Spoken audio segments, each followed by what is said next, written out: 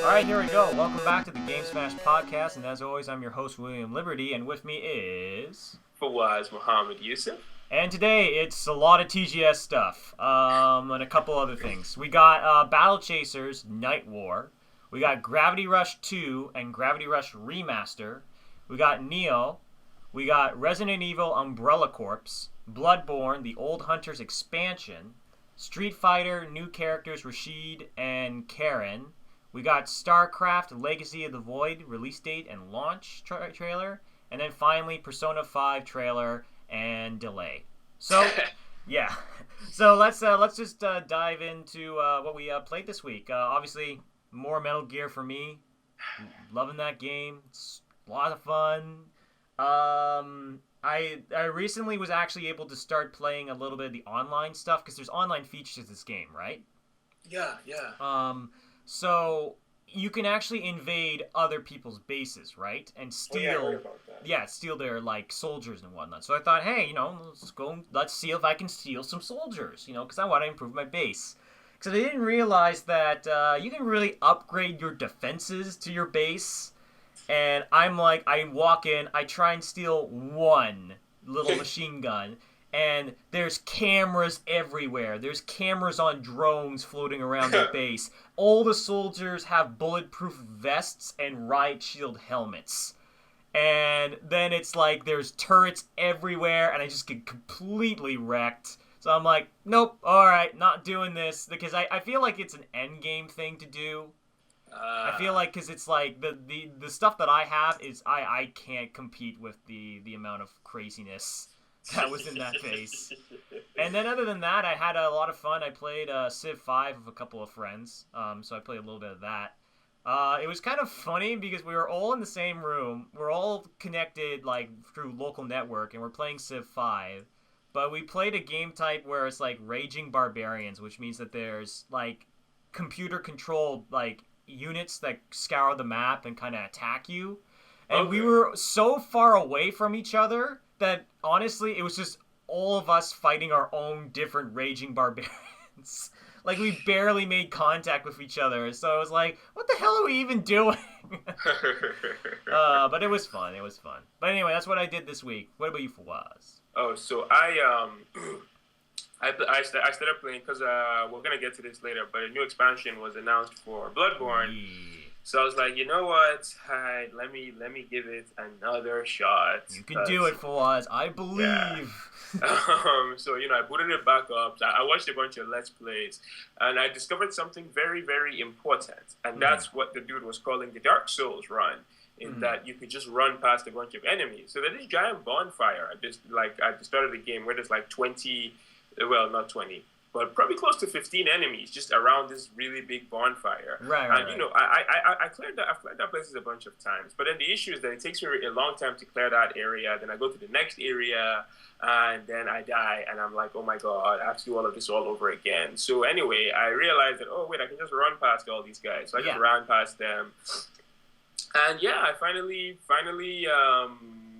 unlocked my first quote-unquote checkpoint. It's like a shortcut, so I don't have to go through all that shit again when I boot the game back up. And I guess I've broken through my first wall. Yeah. So let's see if I can keep going. If that's the breakthrough I needed to really get into this game, or the biggest thing about this game is like, yes, it is about finding shortcuts, and it's like finding or quote-unquote bonfires or like the little bell things.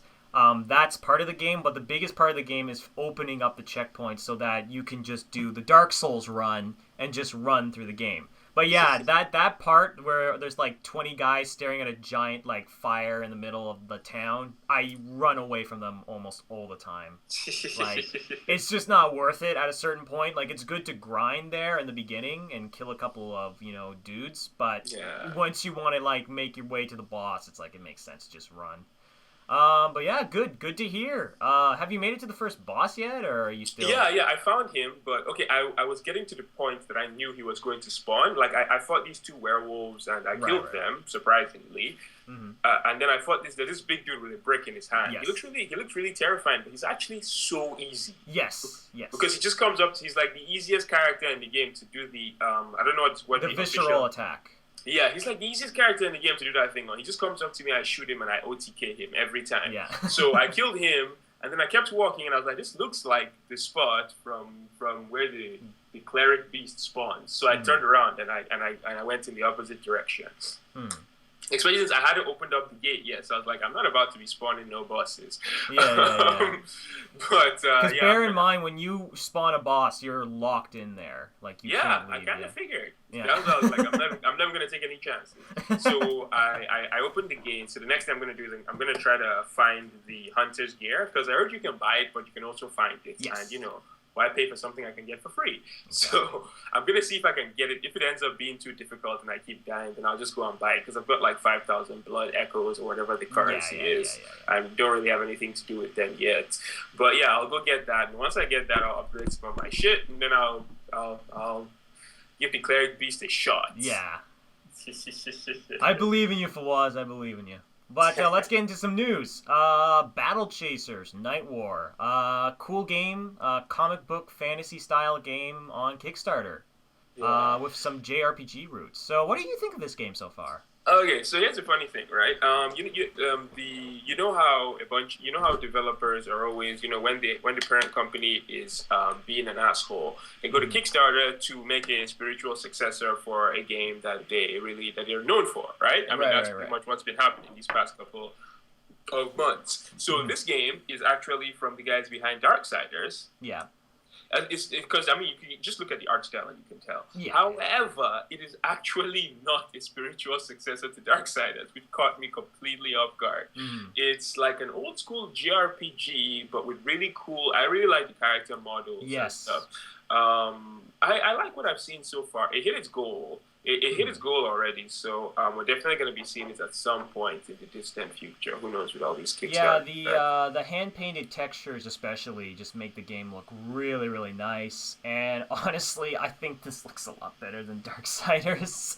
I'm excited to see that they tried. Oh, let's try a JRPG style turn-based. And the fact that the dungeons are constantly changing, like they generate into like different things. And you can redo dungeons on harder difficulties. I really, really like that because that gives the game a lot more replayability. Yeah, they were like that. Darksiders was their love letter to Zelda. And this is going to be a love letter to old school RPGs. So yeah, I'm definitely more intrigued by this than I was by Darksiders. Hopefully the plot makes a little more sense and. Yeah. I would assume so because it's sort of based on a comic book series, so they clearly have a lot to go with. So I mean, I would just assume, but who knows? But I think the game looks good, so if you're interested, take a look, check it out. Yeah. But let's get into some TGS. Got Gravity Rush 2 and Gravity Rush Remaster. I'm super excited for this because obviously I really wanted to play Gravity Rush because I love the aspect of shifting gravity in levels and whatnot. That was one of the reasons why I loved Portal so much. And it's like I wanted to play this game, but of course it's on the Vita, so it's like I'm not gonna pay $280 at the time for a Vita for one game. You know what I mean? I kind of just made the decision where it's like whatever. So I'm really glad to hear this because I think this is a good way to all right, if you're gonna make Gravity Rush 2 for the PS4 and whatnot, then remaster the original so that people can play it. So yeah, it was a pleasant surprise. I mean, everyone, because here's the thing, was that Gravity Rush 2 was actually announced at TGS 2013. The Project Gravity, Team Gravity, whatever they named it, whatever they're called, they released a trailer. They didn't title the game. It was just a trailer of cats. I think her name is Cat, right? Yeah. A trailer of cats like doing some flying shit, and then it was like the next project from Team Gravity, and that was at TGS 2013. And then we hadn't heard anything since. So everybody was like, it's about time. I'm guessing what happened was that the game was originally in development for the Vita, but then with the success of the PS4 and the failure of the Vita, they probably moved production to the Vita, and then they were like, okay, since we're putting it on they moved production to the PS4, and we're like, since we're putting it on the PS4. Let's re-release the original on the PS4 as well, because not a lot of people got to play it because not a lot of people own Vitas. So I actually played the original Gravity Rush. It was fun. I liked the concept. I liked the concept of controlling gravity and flying. The flying was so much fun. The combat was kind of shit, so hopefully they work on that with the sequel. And what else was I going to say? And I applaud Sony for not leaving this franchise to wither away with the Vita. See, at this point, we can all acknowledge that the Vita is a failure. It was. I liked what I saw. It was just there was just no games. No games. So, instead of letting all these franchises that were created for the Vita die with the console, I like the fact that they're bringing them over to the PS4. We're going to get to another one later on in the podcast, but I'm excited to see this. The remaster is coming on the 9th of February in North America, which is also my birthday. So, but I'm probably going to get the remaster because I still have it on my Vita. I never got to finish it. I honestly don't know why, to be honest. But yeah, looking forward to hearing more about Gravity Rush 2, and I'm glad to see this because I really wanted to play this game, as I said before, and it's really kind of sad. My only tiny bit that I got to play with a cat was in Sony All Stars, and I wouldn't say that was a really great game. But moving on, we got Neo. It was a new hack and slash from Koei Tecmo, aka Samurai Souls. Samurai Souls. So, if by new you mean it was announced in 2004 and we're just finally seeing gameplay of it now, absolutely, then yes, that's what I meant. Yes, this is a new game. Yeah, it was announced as a launch title for the PS3, but you know how these things go. The development has switched from, because back then it was just Koei, however you pronounce that. Now that they've merged with Tecmo, Team Ninja is going to be working on this, which worries me a bit. But from what they've shown, I think it's looking good. It's looking good for sure. Yeah, I am kind of disappointed that they are copying Dark Souls so heavily, because I saw some more gameplay of the game and it does look very, very, very heavily like Dark Souls, and I'm like, you're Team Ninja, you're the guys who made Ninja Gaiden, right? And then there's also the Onimusha series that you could take some inspiration. I guess I'm just worried that every action game, hack and slash game, what I was reading comments, people said that it's like, well, here's the new Onimusha game that we've been waiting for. It's like, this is the closest that people feel like they're gonna get at this point. Probably.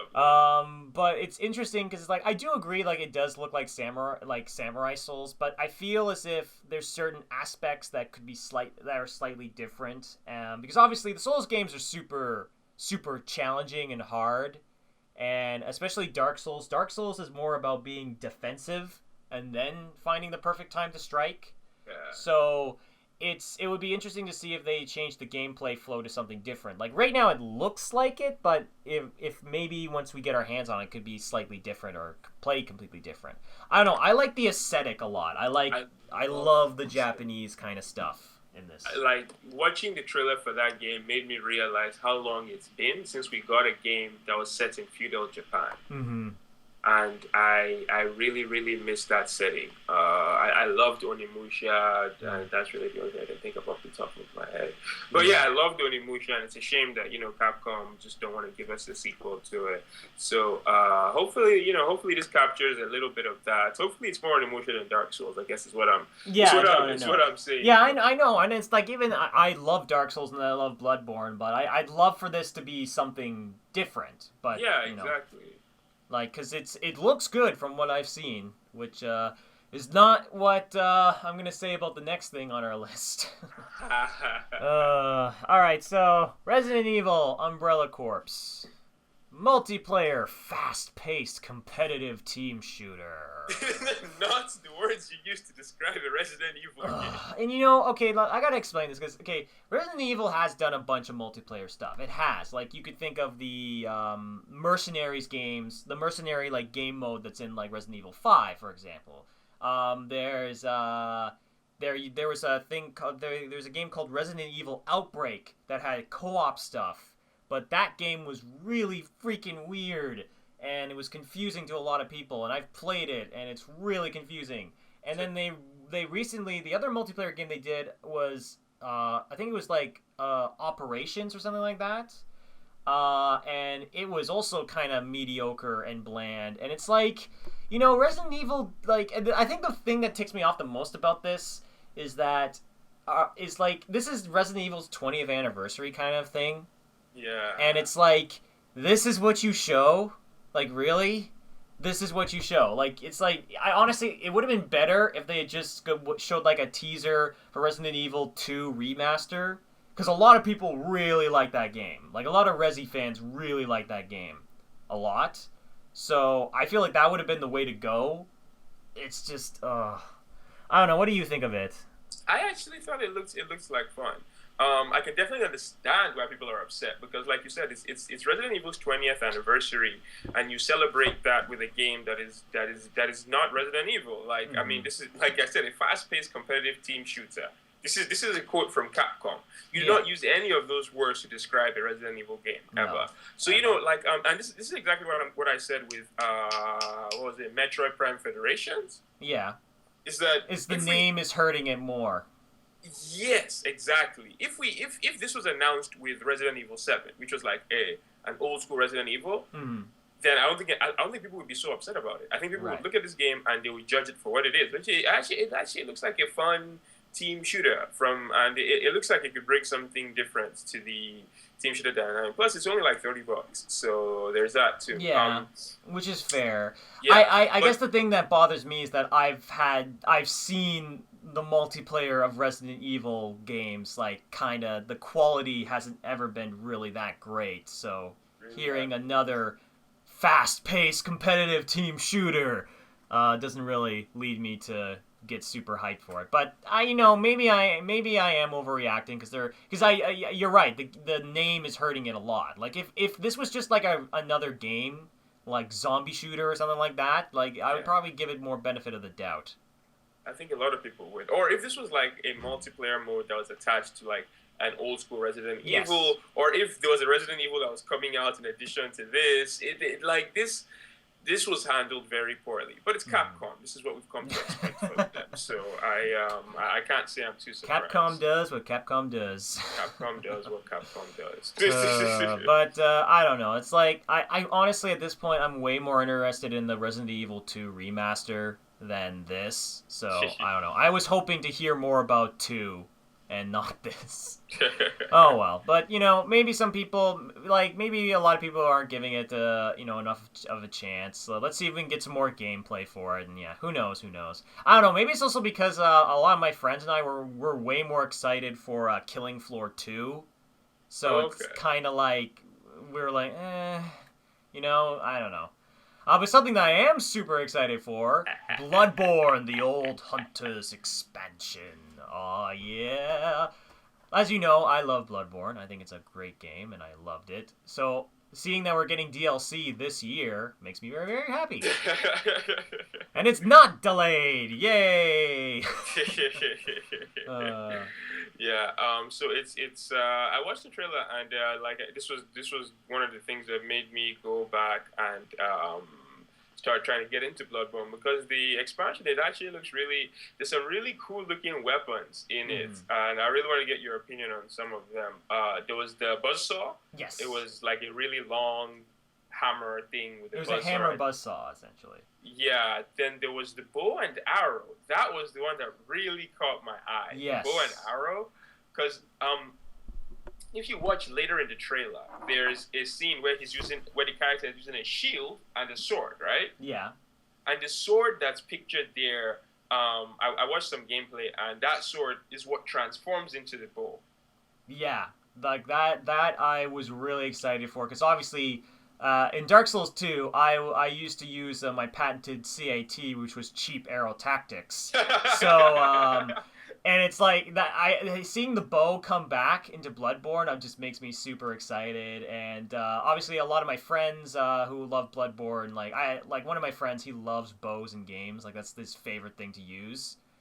So he was super excited for this, and yeah, honestly, I'm just so excited to see new weapons, because like one of my friends pointed out that one of the faults of Bloodborne is that every weapon is technically two weapons, right? But that means overall the list of weapons is a lot shorter than it is in like Dark Souls. So I'm really, this expansion could probably expand the list and make it, obviously a lot better. So, but honestly, every weapon that they shown in the trailer, I think looks great. It looks like they fit the game well, like aesthetically and game wise. It probably fits it really well. But yeah, like, and the new levels. It seems like there's gonna be like a clock tower kind of stage now, and a swamp kind of stage. From the trailer, and that looks really cool. There's apparently some lore stuff. Like there's this like you probably haven't noticed this, but in the game they hint at this guy called Ludwig, who is this badass old hunter who sort of was like one of the greatest hunters of all time. And they never really explained that much about him, so he's been kind of a mystery to a lot of the fans. So the fact that it's been hinted that this DLC will explain what he did in his lifetime and whatnot. Okay. So that's really cool. I don't know how to feel that it's $20, because it's a $20 expansion.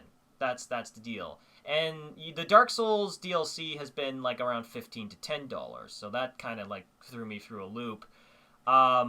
Because I'm kind of concerned to a certain extent, because in the trailer, you may not have noticed this, but there were a couple of scenes that they clearly were showing off weapons in main areas of the game. Like just base areas. Yeah. So it was kind of like, if this is a $20 expansion, how much like new levels are there actually? That's the only thing that concerns me a bit, but other than that, I think it looks good. What can I say? I want to see more Bloodborne, and it's coming out November 24th? I think it was the 24th of November. Yeah. So I'll be able to do that instead of playing XCOM.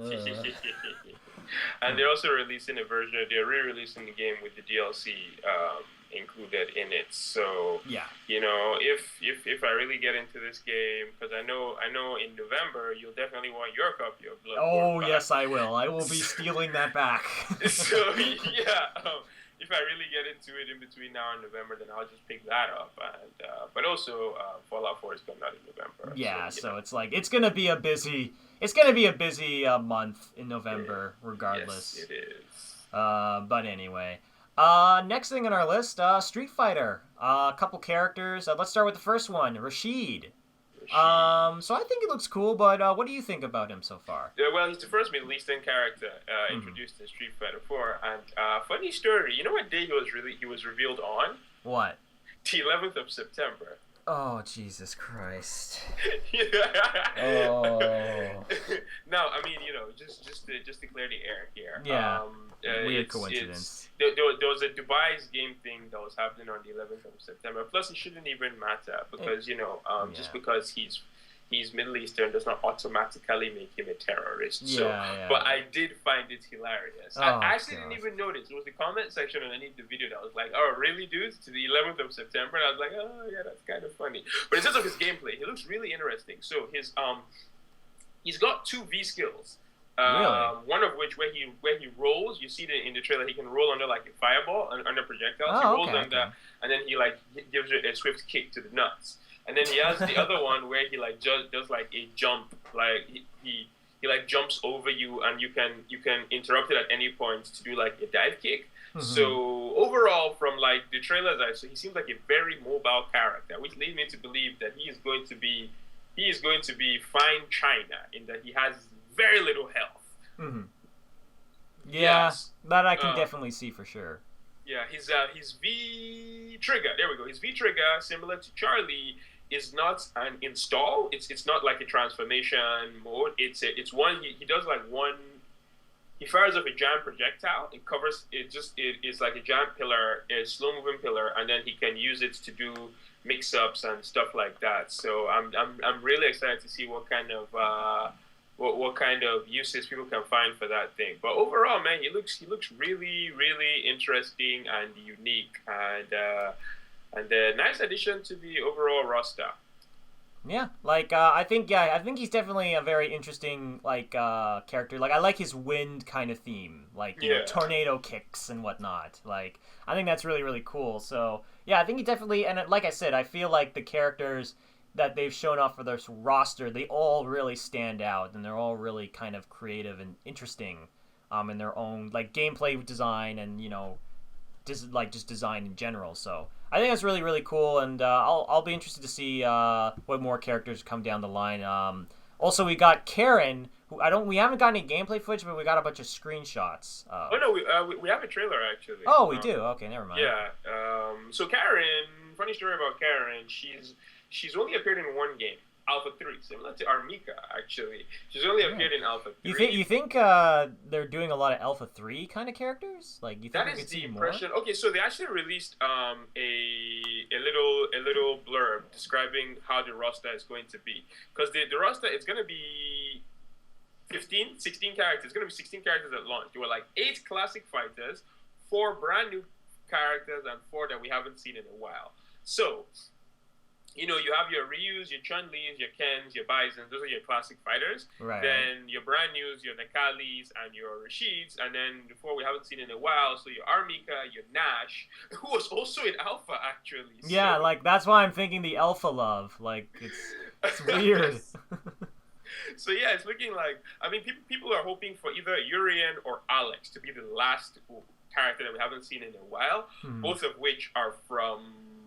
Alpha? Street Fighter 3? No, not Alpha. Oh, 3, okay. I was hoping for Soda. Oh, wait, Birdie as well, who is also an Alpha character. Oh, my God. You see what I mean? It's like they really have been bringing back a lot from Alpha. It's nuts. Yeah, actually. But anyway, before I go too far off topic, so Karen is looking good. Her V skill is it's like a palm move that like it nullifies projectiles and it knocks the opponent down. It's also chargeable, so it can increase her advantage. So you know it puts you in more block stun or it knocks you down longer. So that's her V skill, and then her V trigger. It's oh god, one sec. What's the word?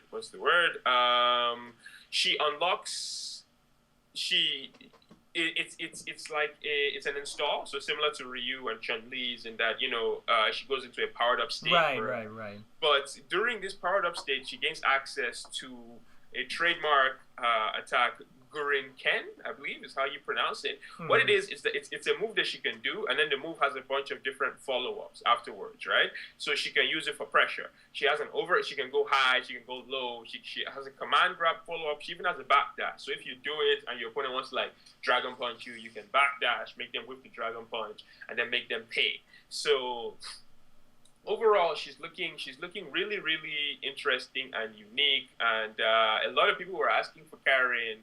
So yeah, I'm glad to see she's been revealed. However, what that does mean is that the 4 characters we haven't seen in a while have already been revealed, because it's Birdie, Nash, Armika, and Karen. Yeah. So no Alex and no Urian.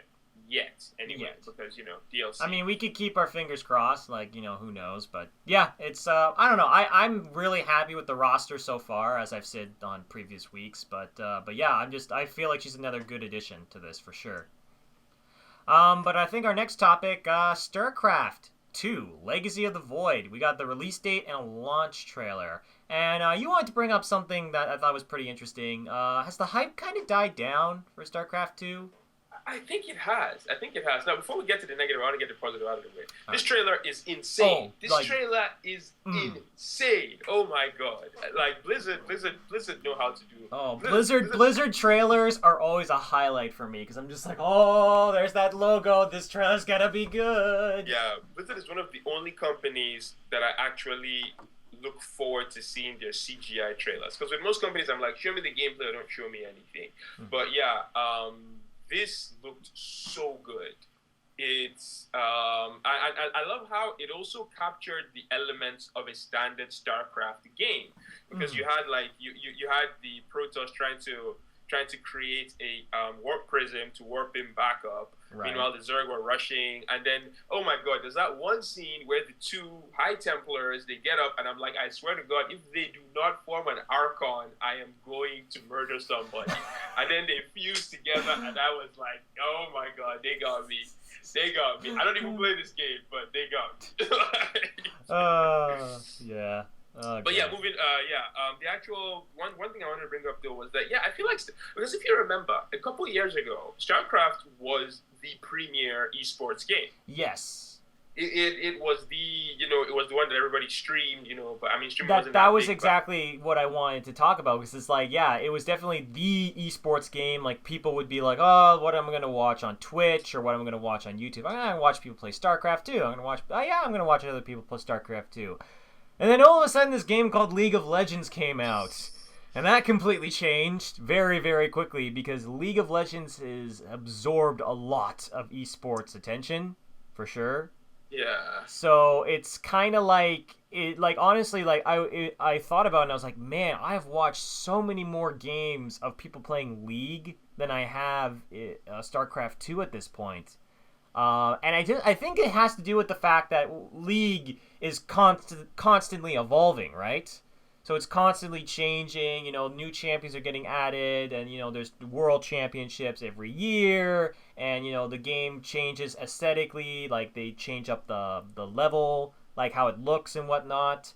Whereas I found with StarCraft 2, like they took their time, but each expansion was so far away from each other that, by the time, this expansion comes out, it's kind of like, the hype has definitely died down for sure. Yeah, but here's the thing, right? If StarCraft was still number 2, I'd be inclined to blame League. But if you just bring up the featured games, bring up the homepage of Twitch, and it's Counter-Strike, League of Legends, Hearthstone, Dota, Destiny, Mario Maker, a couple of other games, Arma 3 and some other shit. Like, StarCraft 2 isn't even on the front page anymore. Yeah. And that blows my mind, because when it came out, it was like everyone was talking about it, everyone was going nuts, and like it's interesting to see how fast a game can kind of lose its, I'm not saying audience, it's just like lose interest just over a couple of years. Because it's definitely not. I mean, you've still got your pro StarCraft 2 players making a solid amount of money, but it's not as big as or Dota, or even Hearthstone, which is also a Blizzard game. Right. It's surprising, and I never thought about it until I watched the Legacy of the Void trailer, and I looked at the comment section, and one of the first comments there was that, honestly, I don't even care about the multiplayer anymore.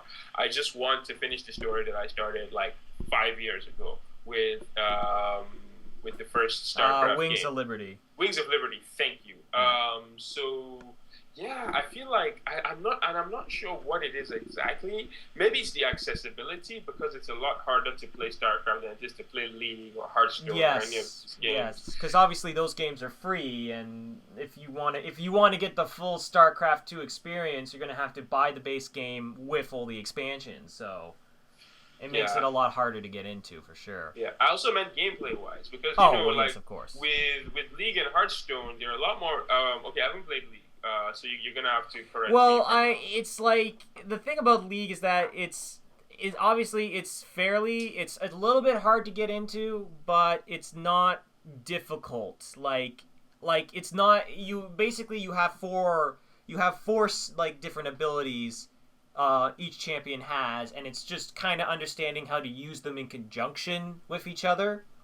Whereas I find in StarCraft, it's a lot of like micromanaging your resources and obviously planning out where your guys are going to attack. And oh my god, you have to, if you want to play like competitively, you have to know hotkeys and you have to understand hotkeys. And that is it's something that not a whole lot of people want to do, which is fair. I understand that. So I think that's part of the problem, is that there's so much stuff that you kind of need to do to play StarCraft 2 competitively, whereas League and Hearthstone, you don't have to learn as much in scale. That actually makes a lot of sense. But I think that's part of the main reason. But yeah, I mean, like, I'm glad that it's coming out, and it'll be nice for the story to be finished and whatnot. So yeah, I mean, like, I'm kind of excited. I might replay some more StarCraft 2, but honestly, it's like I think it is true that the hype has definitely died down for sure. But finally, something that's got me super hyped, but also kind of sad at the same time. Persona 5 literally came out with a trailer today. Like, literally today. And I was like, what the hell? So the trailer was great. You obviously, it showed off new settings. They showed them, like, running down a pyramid for some reason. Which I found was really bizarre. But I guess what they're trying to imply is that in this game that it's a way bigger setting. Like, you're probably going to and obviously the dynamic world. Oh my god, the dynamic world just blows Persona 3 and Persona 4 out of the water. Like, those games, like, you had like 10 people in the town. Like, in this, it's like you've got character models moving all over the place. You've got the rain effects. You can hear people like talking in the background. Like, cell phones are now a thing now, so that's probably going to connect to social links. And so you can say it, go. It actually looks like an open world game now. Yeah, and it's interesting because it's like you can just tell that there's been so much polish into making this game look so much better than the others, like presentation wise. Like, I've seen very little of the I'm trying to think of the word to describe it. Just, the cut-ins, the character cut-ins, and then it's just like dialogue trees. Oh, yeah. You know what I mean? Like, I got nothing against that, but the fact that it's like the models are moving, it seems like they're talking now, and it's like, it's just looks so cool. I'm really excited to see how the cell phone connects to the social links, because that's going to obviously, it'll make it a lot easier, because I found one of the problems I had where it's like I had a situation in which I didn't know who I was supposed to be hanging out with on a Saturday in Persona 4, and I fucked it up. And my social link for somebody went into the negative, and I was like, God damn it! So it'd be interesting if they allowed you, like, here's your schedule. You plan to do such and such with this character. Don't forget it, or else your S-Link will go down, or something like that. So yeah, that actually sounds cool. Although on the flip side of that, the last game that tried to do social interaction using cell phones was Grand Theft Auto. Nico, you want to go bowling? I did not enjoy that. You didn't want to go bowling? No, I didn't want to go bowling with Nico, piece of shit.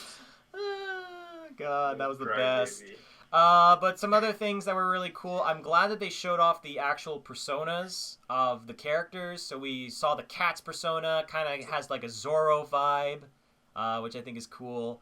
They showed off like the personas of the girl, of the sort of the comedic guy character who's like a pirate persona, which I think is also really, really cool. And like, just like the stuff that they shown in the trailer looks really, really good and really, really promising. The other thing that was really interesting is that we talked about the shooting mechanic a while back from the trailer leak from one of the other trailers. So it was really interesting to see.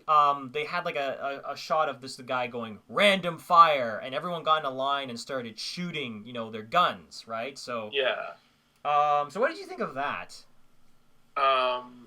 Truth be told, I didn't pay much attention to it, if I'm being completely honest. All right, fair enough. Well, I was just thinking, connecting to how I was talking about, like, shooting could be like a critical thing. Yeah. I think also what they're establishing is that the gun mechanics is sort of like a way that, like, obviously in Persona 3 and 4, doing all-out attacks is really important. because Yeah. it was like everybody go in and deal damage at once. So I think what they're doing is that all-out attacks are still a thing, but now there's other ways that your entire party can just attack everyone now. So I think that's what they're trying to add to this game.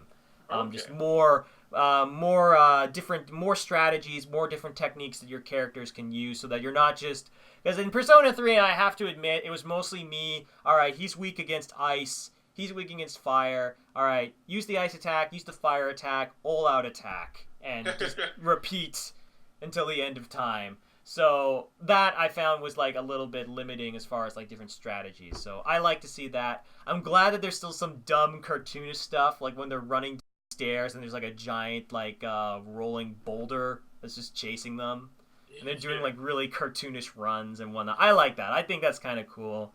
One thing of note with that scene actually is that they showed a new character. Yes, they did. Yeah, if you look, there's a I'm assuming a woman. She has like a ferret's tail and a white mask. It's definitely not the other chick, because she's a brunette and her costume is not red. You know? And then there's another moment in the trailer where they're all showing off their personas. They show off like the pirate persona and all that. And then there's one right after, they show the Zoro. There's a persona with like a white mask. Yes. Some dude in a white costume with a white mask, and then his persona looks very Japanese, which is a weird thing to say. But he's got like the robes, and he's got the face paint. He's got So yeah, I think there's two, because this whole time I've been like, where are the other characters? Are there only going to be 4 characters in this game? So I think a part of the thing is that they want to only show like the first month. You know what I mean? Because everything has been in April. Like, if you look at all the gameplay trailers that they've shown so far, every scene that they've shown has been in April. Which has led me to believe that that guy that you're talking about, he could be a main character, but he could also be the villain. This is true. Which would be also interesting, because they didn't do this a lot in Persona 4, but in Persona 3 there were villain characters that had other personas, which was really, really cool.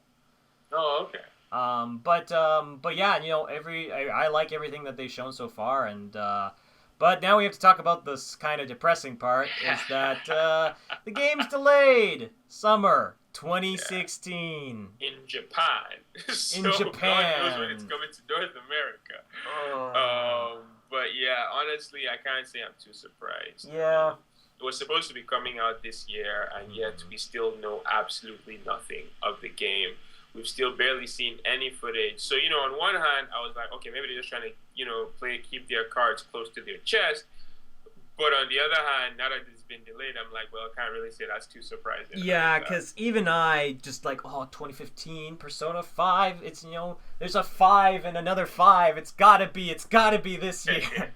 But then I realized, the fact that we've only had 3 trailers, like, when you think about it, 3 trailers for this game that has been in development for like years is kind of like, it sucks that it's been delayed for so long. I was hoping it would be like a delay, like, kind of like XCOM was delayed to like February. I was hoping for that, but the fact that it's summer 2016 kind of sucks. I don't know. I mean, like, I thought the trailer was fantastic. But yeah, it's definitely sad. But yeah, I'm completely with you, man. It did not surprise me at all. Like, it disappointed me, but it didn't surprise me, is what I want to say. But I think we're going to have to wrap it up here. So don't forget to like, subscribe, and comment. And if you leave a comment in the comment section, we'll make sure to answer it in the next podcast. And as always, this was William Liberty and... Was Muhammad Yusuf. And we'll see you guys next time.